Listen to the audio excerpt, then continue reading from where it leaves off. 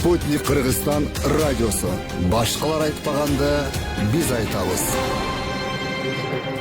Бишкекте саат 3 жаңылыктар менен таныштырып, студияда Сейл Ахматалиева. Саламатсыздарбы? Кыргызстанда эми комуз күнү белгиленет. Айыппул жакшы чогулса, тез жардам унасын алууга акча бөлүнөт. Спутник агенттигинин кыздары өзгөчө флешмобду колдоп чыгышты. Эми кененирээк. Спутник Кыргызстан радиосу. Жаңылыктар. Президент Сооронбай Жээнбеков Кыргызстанда комуз күнүн белгилөө боюнча жарлыкка кол койду. Бул тууралуу мамлекет башчысынын маалымат кызматы билдирди. Ага ылайык комуз күнү 9 сентябрда белгиленет. Маалыматта кыргыз элинин руханий маданиятынын ажырагыс бөлүгү катары салттуу музыканы комузсуз элестетүү мүмкүн эместиги айтылат. Комуз кыргыз элинин салттуу маданиятында өзгөчө орунду ээлейт. Комуздун күүлөрү өзүнчө философиялык ойлорду, жашоо турмушту жана маданияттын өзгөчөлүгүн камтып, муундан муунга өтүп биздин күндөргө чейин жетти. Азыркы шарттарда комуздун жаңы маанисин ачуу керек. Ал кыргызстандыктардын көп түрдүү маданиятындагы биримдиктин символу болууга тийиш. Кыргызстандын этностук коомчулуктарынын маданияттар аралык диалогун кеңейтүү үчүн салттуу музыканын ролун күчөтүү зарыл деп айтылат маалыматта. Бул майрамды уюштуруу Маданият, маалымат жана туризм министрлигине, өкмөттүн облустардагы ыйгарым укуктуу өкүлдөрүнө, жергиликтүү мамлекеттик администрация башчыларына жана жергиликтүү өз алдынча башкаруу органдарына тапшырылат. Жарлык расмий жарыяланган күндөн тартып күчүнө кирет. Өкмөт жакын арада тез жардам кызматына унаа сатып алуу жана анын материалдык техникалык базасын жакшыртуу үчүн 35 миллион сомдон ашуун каражат бөлүүнү пландаштырууда. Бул тууралуу өкмөттүн маалымат кызматы билдирди. Ага ылайык жаңы автоунаалар Коопсуз шаар долбоорунун алкагында түшкөн айыппулдардын эсебинен алынат. Бүгүнкү күнү жол кыймылынын эрежелерин бузуудан 175 миллион сом жыйналган. Анын 35 миллион сому тез жардам унааларын сатып алууга бөлүнөт. Эгер жыл аягына чейин жол эрежелерин бузгандардан айыппулду чогултуу ушул ыргак менен кетсе, анда тез жардам унааларын сатып алууга дагы 70 миллион сомдон ашык каражат бөлүнөт. Өлкөдө тез жардам унааларына болгон муктаждык тынбай айтылып келет. Өткөн жылдын аягында саламаттык сактоо министри Космосбек Чолпонбаев Кыргызстанга дагы 150 тез жардам машинасы керектигин айткан. Анын билдиришинче, бардык жабдуусу бар жаңы унаанын баасы $100 000 тегерегинде. Спутник Кыргызстан маалымат агенттиги менен радиосунун кыздары белдемчи флешмобуна катышты. Бул иш-чара кол өнөрчүлөрдүн оймо фестивалынын алкагында уюштурулган. Агенттиктин кыздары Уус Калия Карашева теккен көйнөк менен белдемчилерди кийишти. Карашева унутта калган тегүү ыкмасын жандандырган үчүн 2016 жылы ЮНЕСКОнун кол өнөрчүлөрдүн дүйнөлүк кеңешинен сапат белгисин алган. Кыргызстандын имиджин көтөрүү, туристтерди тартуу жана элдин маданий жана дипломатиялык байланышын чыңдоого багытталган фестиваль Бишкек шаарында 25 июлдан 28 июлга чейин өттү. Бул фестиваль 30 июлдан тарта 4 августка чейин Чолпон Ата шаарында уланат. Кыргызстандын балбандары грек-рим эркин жана кыз келиндердин күрөшү боюнча кадеттер арасындагы дүйнөлүк чемпионатка катышат. Бул тууралуу Жаштар иши, дене тарбия жана спорт боюнча мамлекеттик агенттигинин маалымат кызматы билдирди. Дүйнө биринчилиги 29 июлдан 4 августка чейин Болгариянын София шаарында өтөт. Кыргызстандын намысын жалпысынан 25 балбан коргойт. Алардын 8-и кыздар. Спортчулардын аталган мелдешке катышып келүүсү үчүн олимпиадалык спорттун түрлөрү боюнча дирекциядан 1 352 000 сом бөлүнгөн.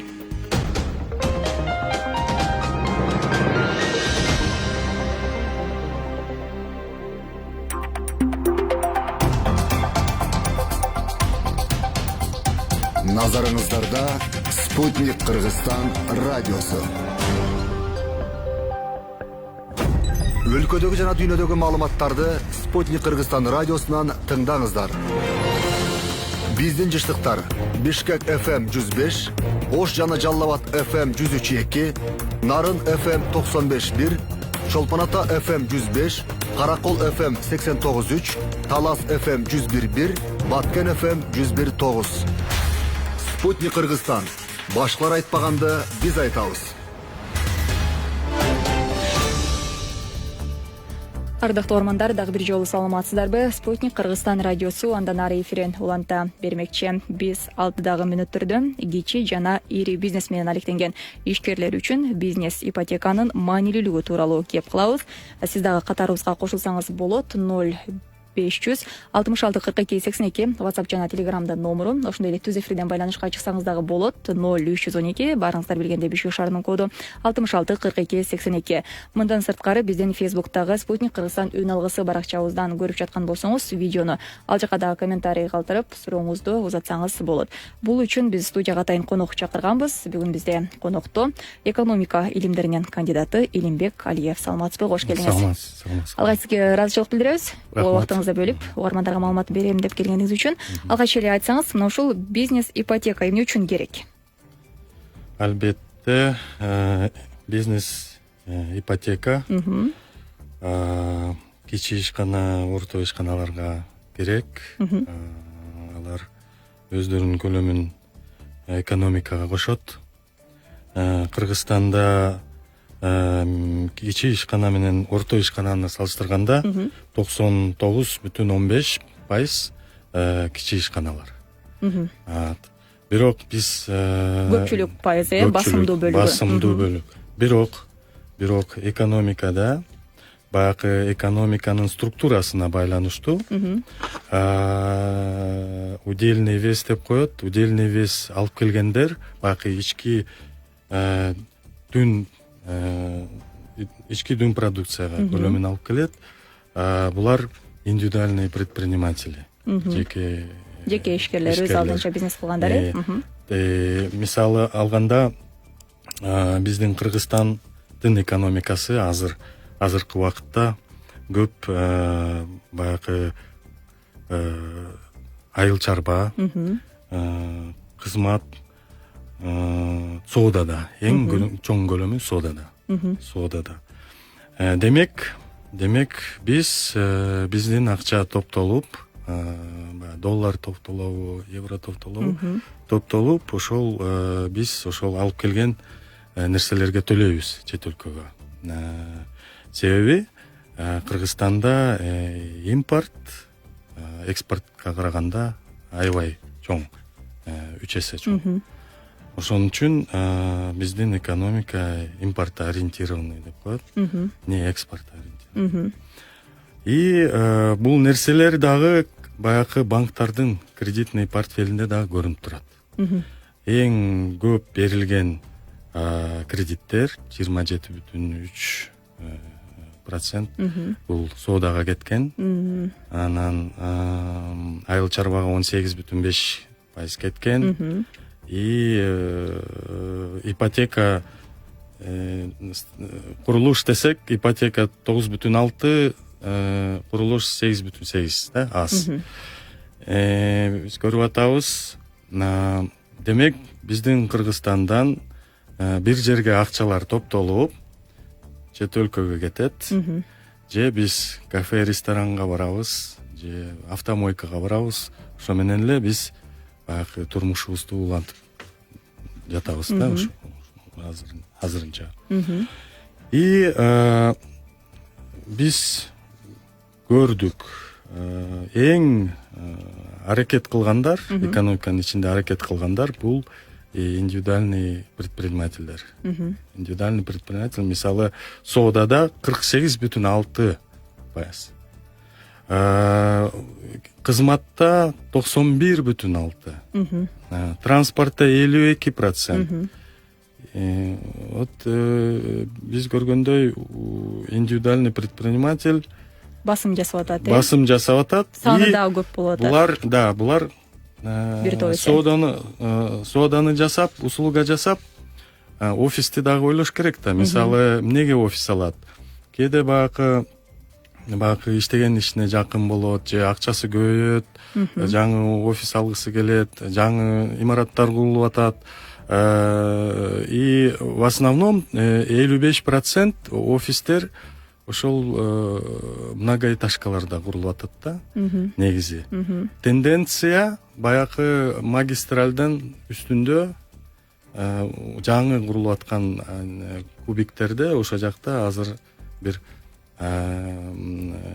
деловой бир центр көрүнүп атат да. Ал жакта мектеп бар, Газпром немелер бар.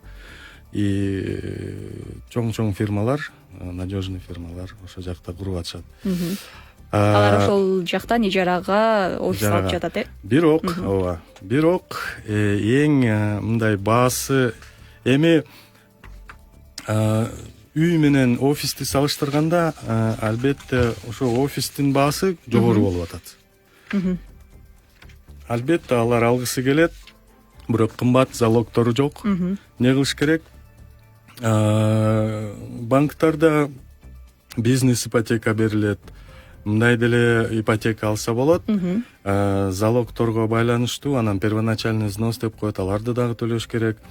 Ошо менен бааларын салыштырганда коммерческая недвижимость мындай көп эле кымбатыраак чыккыдай да. Анан эң популярдуу бул 50 квадратный метр, 100 квадратный метрге чейин да, негизи.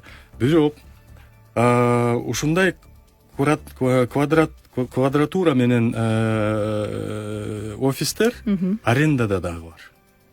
Демек ушул баягы центрде же центрдин чөйрөсүндө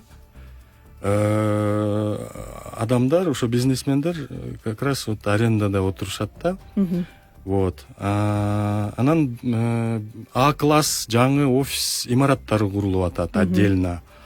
Мисалы алганда бир өрнөк катары Москвада 2018-жылы өткөн жылы бир дагы бөлөк турган офис имараты курулган жок и немеге берилген жок да.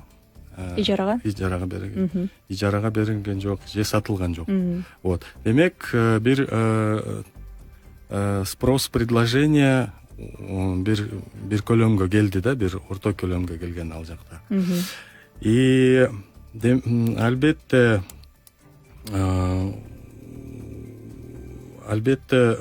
эгер мисалы жеке ишкерлер офис сатып алып ишин уланса, ал офис залогко дагы жарап калат.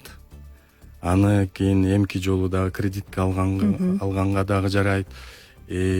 Башка жактарын дагы айтпайлы. Ал нерсе мындай жакшы нерсе бир көрүнөт. Бирок тилекке каршы кредит аларда залогтору болбой калат дагы, ала алышпайт. И ошо менен баягы аренда колдонуп жүрүшөт да. Негизи анан аренда в основном баягы эски научный институттар болгон, бизде бошоп калган бир немелер бар, зданиялар бар. Ал жерде арзан берилет и мында А-класс жогорку сапаттагы имараттарда дагы алышы мүмкүн. Мындай байкап көргөндө бизнес-центрде баягы иштери жакшы жүрүшсө, анан баягы жалгыз башына эмес, башка бирөөлөр менен биригип туруп алгандар көп жакшы имараттардан алат да, неме арендага. Мисалы бир аналитический центр болот чет өлкөдөн же ассоциация болот, баягы биригип туруп чогуу членский взнос төлөп туруп аренда алгандар ошондой көп да негизи. Анан иштери жакшы болуп кетсе, конечно, баягы жаңы салынгандан аракет кылышат. Бирок азырынча мындай биз көрдүк, жеке ишкерлердин көлөмү көп экен. Ооба. Экономикада көп экен, анан биз содада экенбиз биз и кызматта экенбиз. Ошон үчүн бизнес ипотека алар үчүн керекпи, керек эмеспи суроо да. Себеби эгер складтар болсо, балким складтардын жанында бир офистери бар да, ошол содагерлердинчи. Алар не обязательно бир жаңы салынган бир чоң бир элитный бизнес-центрге кирет. Ошол жерде эле иштеп, акча таап, неметишет, акчасын айлантып көбөйтүп, и ошол айтсаңыз да, ушул бизнес ипотека берилгенде кандай жеңилдиктер болуп калат ишкерлер үчүн? Кандай плюс жактары? Негизи бир мындай жаңы курулуп атканда бир процесс бар да. Жаңы курулуп атканда котловандан баштаганда баягы куруучу компания банкка келет, банкка келип туруп акча кредит сурайт. Кредит берерде банк өзүнүн рисктерин дагы салмакташтырып ченеш керек. Мисалы жүргүзүп, мисалы дольщиктер чыкпай калса, төлөй албай калса, экономика өзгөрүп кетсе, анда төлөй албай калат, кредиттер келбей калат, и банк дагы неме болот, чыгымга учурайт. Ошон үчүн залог сурайт. Банк сөзсүз залог сурайт. Анан договор долевого участия деп коет. Договор долевого участия бул мягкий залог болуп калат да, жумшак залог болуп калат. Аны мында арестке ала албайсың. Ал жөн эле бир моральный бир залог болуп калат да. Ошон үчүн аны дагы ала албайт. Ошон үчүн кээ бирки банктар бизде баягы өзүнүн акчасы болуп, анан 70%, мисалы 70% уже куруп бүтүрүп аткан болсо, алар карашы мүмкүн. Хорошо, биз 30%-ин дагы кошуп берели.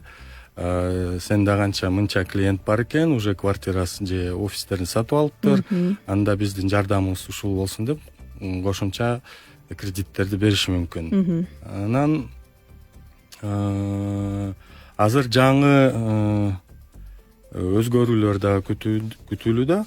Мисалы Россияда escrow счет деген киргизилди, сопровождение деген дагы киргизилди. Булар болсо 1 июль 18 жылы и 1 июль 19 жылы киргизилди.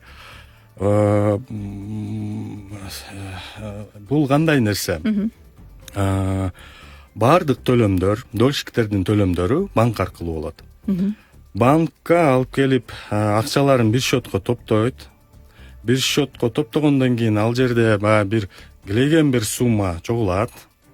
Чогулган соң банк дагы кредит бере алат.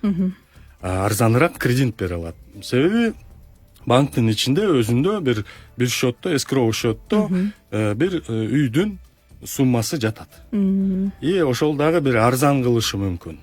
Бирок ал жерде дагы бир маселе бар. Мисалы, эгер куруучу компания сала албай калса, бир нерсе болуп кетсе, сала албай калса, анда банк ал үйдү эмне кылат? Ошондой дагы суроо болушу мүмкүн. Вот. Бул эми баягы жаңы рабочая группа түзүлсүн деп 25 январь 19 жылы депутат Аида Исмаилова менен чогулушууда айтылган. Ошондой нерселер ошол рабочий группада неметип талкууланып, жазылып, предложение болот да аягында. Вот. И мындай алганда банктардын проценттери төмөн, себеби аларга залог берет. Эгер залог жок болсо, адам микрофинансылык компанияларга барат. Бирок ал жерде суммалары кыска, бирок проценттери жогору.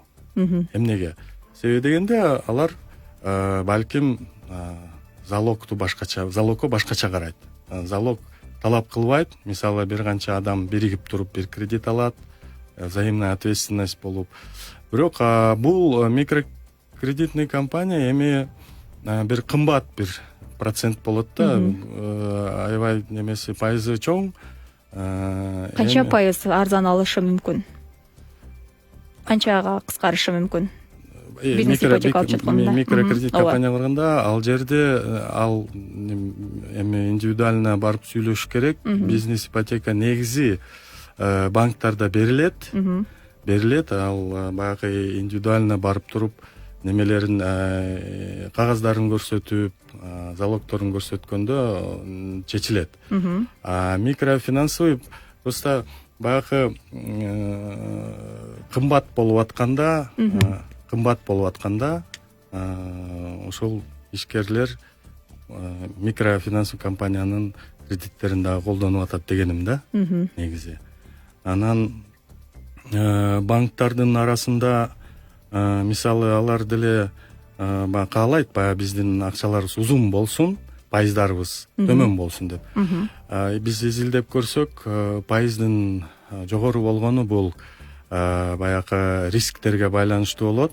Биринчиден бизге мисалы келе турган акча болсо, чет өлкөдөн келсе, алар страновой риск деп кымбатыраак берет бизге. Анан кийин бияктан биздин банктын ичинде дагы расходдор болот, операционный расход деп коет. Ал эң чоң көлөмдүү бир баягы пайызга таасир эткен нерсе. Ошол операционный расход кандай жоюлат? Ал мисалы автоматизация, компьютеризация киргизсе, ошол процентке таасир этет. Бул бир. Анан депозиттер арзан алынса, бирок бир арзандын дагы чени бар. Мисалы слишком өтө арзан болуп кетсе, клиент дагы келбейт, банкка салбайт акчасын. Себеби биз эми банкка баратканда ойлойт, мен мынча акча табам, мага иштеп берет акчам деп. Анан ошо менен ошол депозиттин проценти, капиталдын чоңоюшу, операционный расходдун, каржамдардын азайышы таасир этет, процентке таасир этет. Анан дагы бир банктардын арасында дагы бир нерсе бар. Аны мисалы банктар депозитке акча алат и кредитке берет акчаны. Депозиттин дагы убактысы келет. Ошондо өзүнүн бир баягы жанында болуп турган акчаны ошол депозитти жабыш керек. Себеби ал учурунда келип берген, сактаган проценти менен кайтарып бериш керек. Аны разрыв деп коет. Аны банктар күтөт. Анан учур келгенде ошол акчасын чыгарып берет. Бирок банктардын ортосунда бир мындай бир межбанковский рынокто баягы бош акчаңы берип туруп бир баада, кайра ошол эле баада бир аздан кийин качан керек болсо чыгара алсаң, ошол нерсе аябай бизге пайда болмок. Ошондо каалаганда ортого таштап, каалаганда ортодон алып, эч нерсе жоготпой, биз акчаларыбызды узун кылат элек негизи. Бул баягы эми банктардын арасында дагы билесизби, бир чет өлкөдөн баягы Кыргызстан баягы экономикасына карап, политический, экономический стабилдүүлүгүнө карап, бизге дагы акча берет. Анан кийин ошонун баардыгын көрүп туруп, ошол нерселер бизге таасир этет. Бизге кымбатыраак акча бериши мүмкүн. Мисалы, эми баардыгы билет, Европа, Япония жактарда аябай төмөн, пайыздары төмөн. Мен бир мурдагы жылы Японияга бир курска барып келдим. Башка мамлекеттерде пайыздары азыраак. Ал жерде бир бизнесмен ушу 0,75% берсе, ошол таарыныптыр да, ошол кредиткечи. Себеби ал жерде бере турган кредит 0,5, 0,3 болушу мүмкүн да. Вот. И ошон үчүн бизде страновой риск жогору болуп атат. И биздин экономикабыздагы инновация, бир баягы чоң бир мировой кетип аткан поездга дагы кирип калыш керек. Бирок хотя бы услугасына дагы кирип калыш керек да. Бирок биз тилекке каршы эми ушул импортты көбөйтүп алып, услуга менен эч нерсе чет өлкөгө сатпайт. Тилекке каршы бизге бөлүнгөн убакыт соңуна чыгып калды. Сизге ыраазычылык билдиребиз. Угармандарга, ишкерлерге керектүү маалымат бердиңиз деп ойлойбуз. Ишиңизге ийгилик каалайбыз сиздин дагы. Ардактуу угармандар, биз кичи жана ири бизнес менен алектенген ишкерлер үчүн бизнес ипотеканын маанилүүлүгү тууралуу кеп кылдык. Бүгүн бизде конокто экономика илимдеринин кандидаты Илимбек Калиев болду. Бизди тыңдаган баардык угармандарга рахмат айтабыз. Уктурууну мен Асель Ахматалиева алып бардым. Кайрадан ушканча Спутник Кыргызстан радиосунан эч кайда алыстабаңыздар.